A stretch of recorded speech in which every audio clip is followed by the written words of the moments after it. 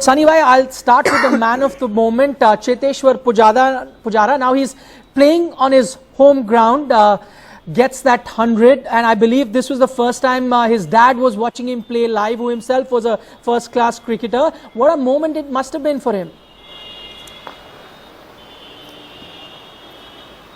It must have been. It must be a moment for everybody, not just Cheteshwar and his dad and his wife and the family, but I think all the friends of the family who must have come specially to watch him bat, because they knew yesterday when India were 63 for no loss that at some stage today Cheteshwar would get to bat. But look at the way he batted. I mean, he put on a special show for them. I mean, you know, sometimes you get lifted by playing in front of your home crowd, the encouragement that you get, and clearly I think it was one of his best hundreds that I have seen. It was full of strokes, it was full of certainty, and but for those 3 deliveries which hit him on the helmet or the grill of the helmet, I think he was absolutely top class. His was a fabulous innings. Okay, Saima, you talk about those 3 deliveries that hit him on the helmet. In fact, we saw that against New Zealand as well. If I remember correctly, it was Bolt who got him on the helmet at that time too. I know Pujara today, and most batsmen take it as a badge of honor, especially when they go on to score 100 after getting hit. But do you notice something that's a miss in his technique? Because during your time, you couldn't afford to get hit like that. You were not wearing those good helmets that you have now. No, I think we had better. We had stronger nuts than these guys. So, you know, I mean, that's why we didn't wear helmets as well. But I think it's the fact that he plonks his front foot, you know, a little bit forward, which does not allow him to actually get back quickly enough to be able to either get under the ball or sway away from it. And when those bouncers from Chris Stokes were very well directed, they would have caused problems for most batsmen. But because he took his eyes off the ball, I think that's the reason why he got into trouble. If he had kept his eyes on the ball, I'm sure he would have been able to bend back and you know, leave it, or maybe even stand up and try and put them down. I think he would have been able to do that. But taking your eyes off the ball is going to cause you more injury than if you keep your eye on the ball. Okay, Saima, you talk about Cheteshwar Pujara's front foot, and now just keeping that in mind, I'm going to talk about Gautam Gambhir's front foot. Now, a lot of talk about his new stance.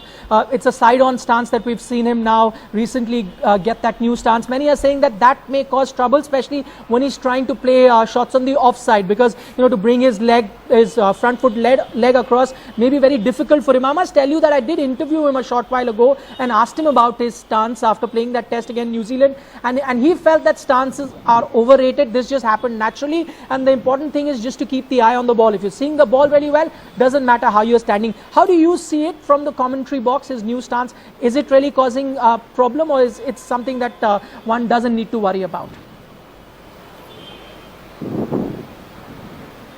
Well, it doesn't matter where you stand. At the end of the day, you've got to try and get close to the ball.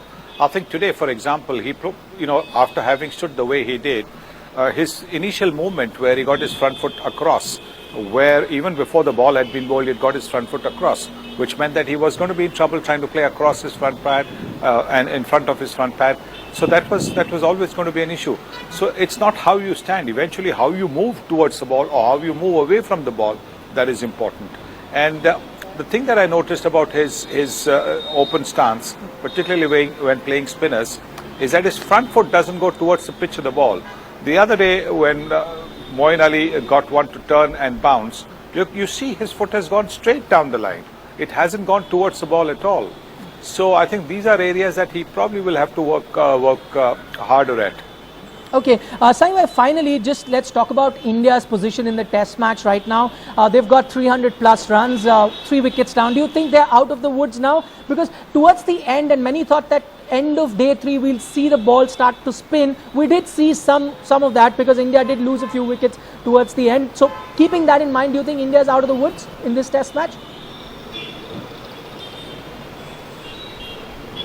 I think they're out of the woods because, you know, they're very close to avoiding the follow-on. They've got Ajinkya Rahane still to come in. Virat is still batting. Virat Kohli is batting. There's Ashwin and Riddhiman Saha. So there's a fair bit of batting to come. I think what India obviously need to do to make sure that they're completely safe is to bat till tea time at least on day 4. If they bat till tea time day 4, they will have got very, very close to the England total. And from there on, I think England will have to bat really fast to set India some sort of a target. And the first test match of the series, I don't think anybody will be challenging anybody. I think they'll try and get as much, batting practice or as much time out in the middle as possible in the second innings as well.